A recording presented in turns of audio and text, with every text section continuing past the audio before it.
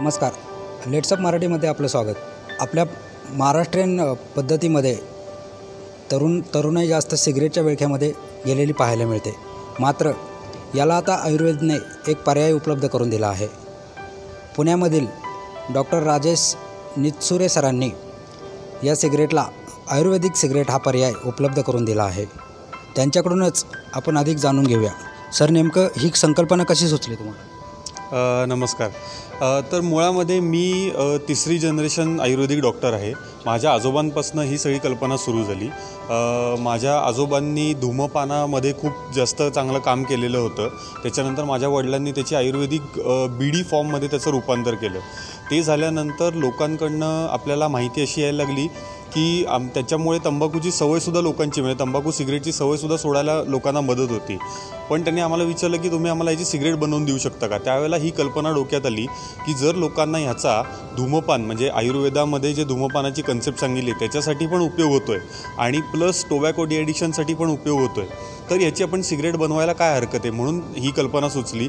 आणि त्यावेळेला आपण ॲक्च्युअल सिगरेट फॉर्ममध्ये जे आयुर्वेदिक हर्ब्स आहेत त्यांना कन्व्हर्ट कसं करायचं किंवा सिगरेटच्या प्रॉडक्ट जसं दिसेल तसंच लोकांना कसं देता येईल या पद्धतीने आपण त्याच्यावरती काम करायला सुरुवात केली. यामध्ये किती प्रकार आहेत आणि यामध्ये कुठले कुठले पदार्थ आपण वापरतो?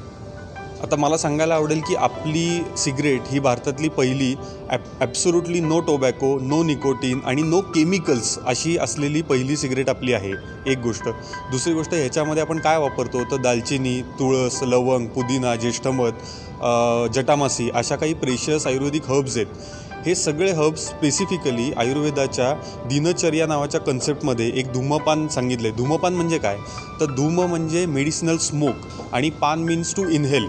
सो असा जो आयुर्वेदिक धूर आहे ज्याच्यामुळे कफ रिलीफ होतो आणि त्याच्या कॉन्सेप्टला त्यांनी धूमपान असं म्हणलेलं आहे. तर त्याच्यामध्ये सांगितलेल्या ह्या ज्या वनस्पती, ह्या वनस्पती वापरून आपण पूर्णपणे ही सिगरेट तयार केलेली आहे.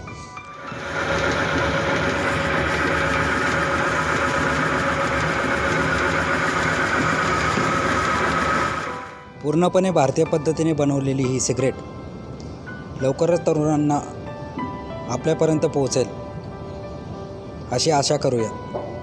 प्रशांत श्रीमंदिलकर, लेट्सअप मराठी.